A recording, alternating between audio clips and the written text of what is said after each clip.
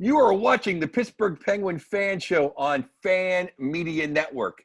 I'm Joe Bartnick, your host, a Pittsburgh Penguin fan.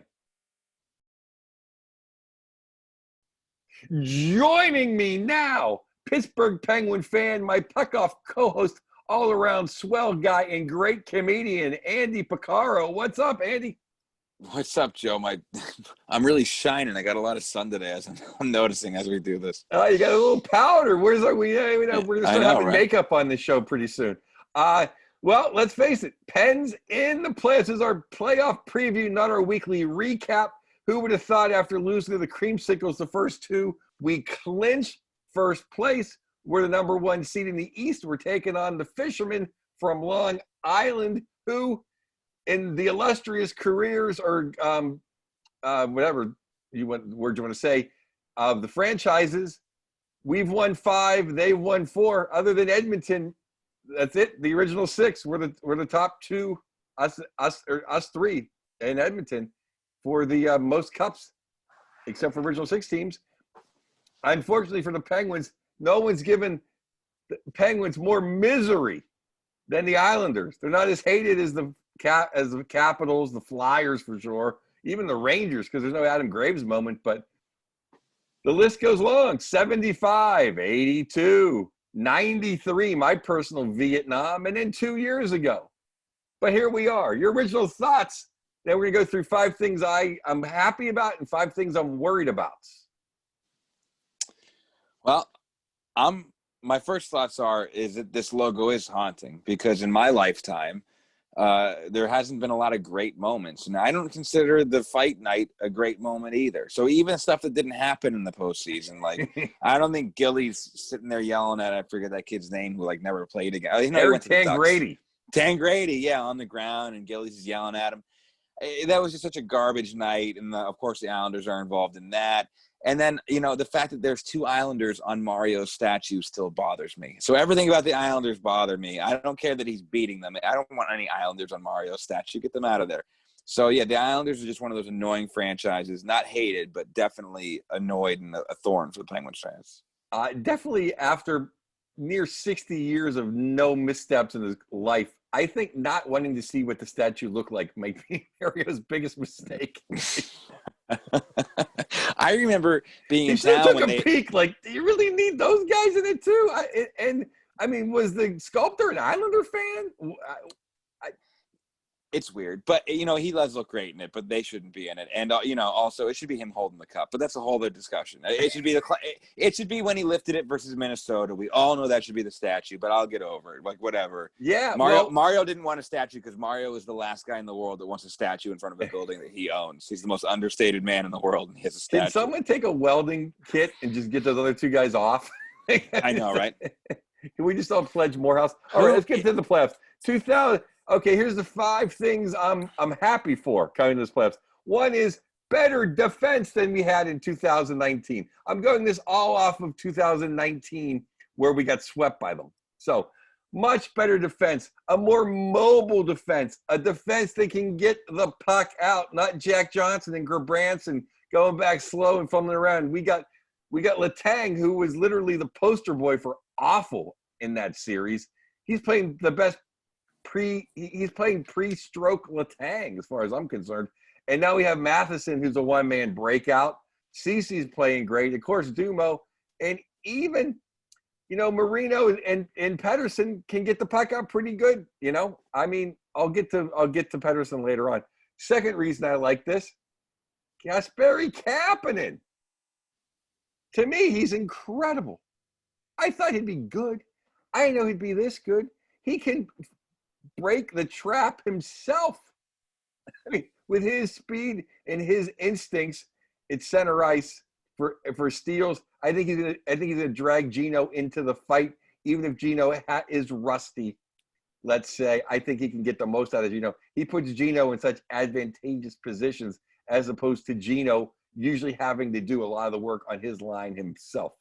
That's why he loved having Rusty so much. Number 3, the centers.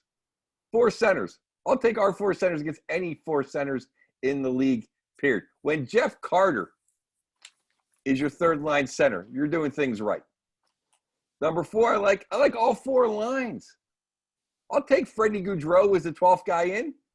I'll even let him play over the Godfather. But I think when times get tough, we'll get the Godfather. The bottom line is, no Ivan Rodriguez. This is fantastic.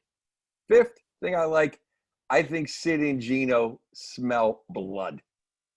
They can look around a room. You can tell when a team knows, hey, why am I going to dive face first in front of a puck in May? I won't be playing in June. And you can tell when they know, hey, this could lead us to greatness.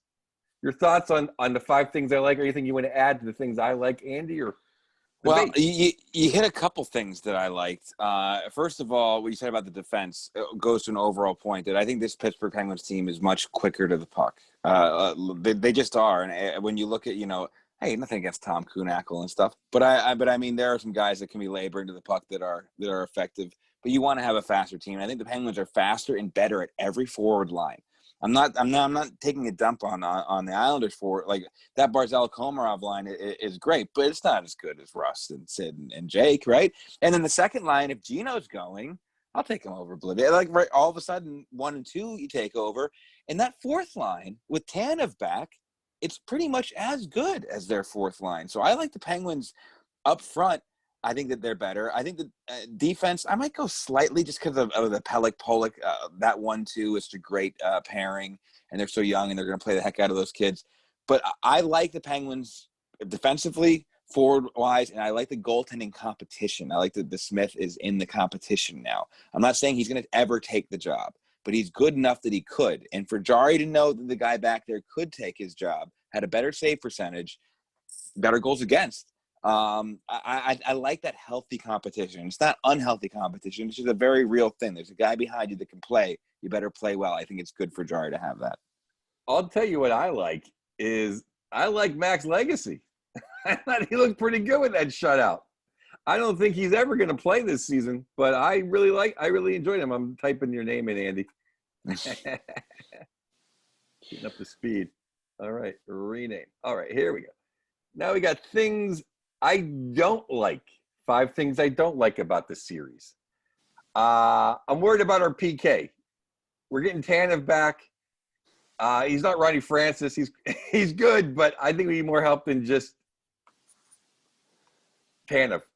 Especially, I know they're going to miss Anders Lee on their power play. When they had Anders Lee, they killed us. Without him, they did okay against us.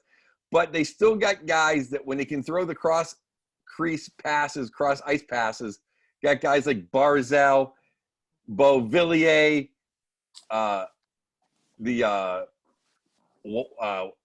Wallstrom. Screwing his name up now. Wallstrom. That guy has a cannon in the slot. So I'm worried about the power. I'm worried about the penalty kill. And if we get power plays, we better score because there'll be the Tim Peel's makeup calls galore with Trotz behind the bench. He can work a referee. So, just don't get in the box. No cheap stick fouls. Just this.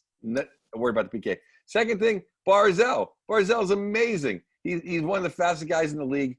He spins around. He rims them up just like Gino. He gets it going, rolls around. You never know what's going to happen. Every time the puck is on his stick, great things usually happen for the Islanders. And I'm worried if he's out there against Gino's line, when Gino and Cappy are kind of up ice. Because Barzal can turn around the other way real quick.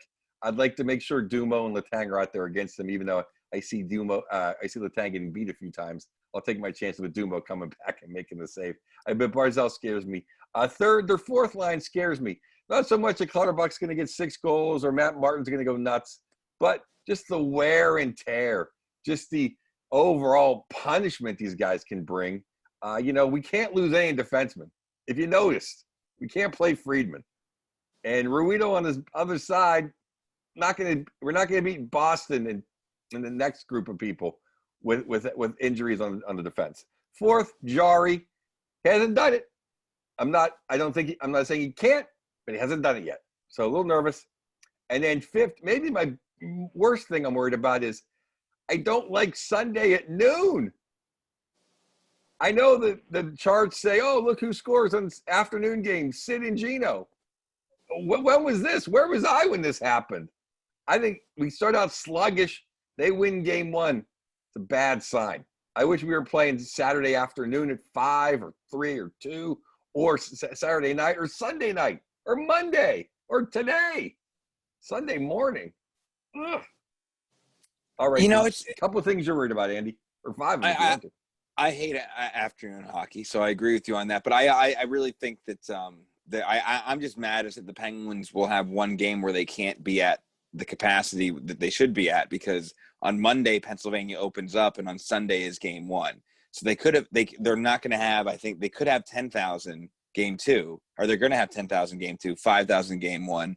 That's just, the league knew the rules. Why turn the screws? I guess because they want the national broadcasting game. So that makes me upset. And that's why I think it took so long for the schedule to come out, because I think Morehouse and Lemieux and Burkle were like, hey, you're waiting this long. Let's wait another day. Exactly. For the revenue. They were like, look, we want you on Sunday. And I mean, when you're a big market and you got Sidney Crosby and you're playing a huge market, I mean, that's kind of going to happen. So I don't love the way the series is starting either, for both those reasons. Another thing I don't love is Varlamov. I mean, I do like him, but not against the Penguins. Varlamov, Trotz, and Barzal are really the three things that worry me. And you kind of touched on all of those. But those are the three things where I think the Penguins, I think it's a push as far as coaching goes.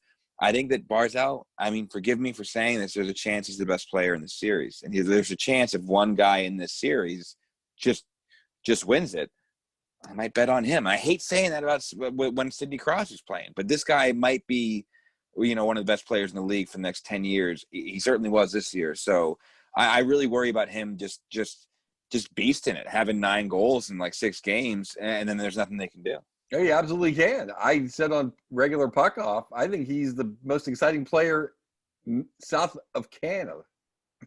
Yeah. I mean, seriously, that includes Sid, McKinnon, Gino, Ovi, anyone you want. All right, time is getting near. Your predictions, sir.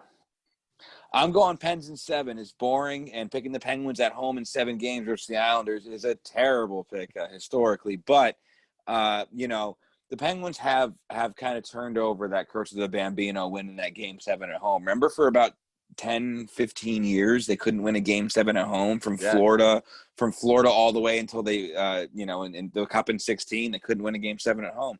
So I think it was the Lightning that snapped that when they beat the Lightning. But I think the Penguins are a better team. I think they'll win in 7. I think it'll be a tough series and could easily go the Islanders' way. But I think in 7, Pens I'm confident in that pick.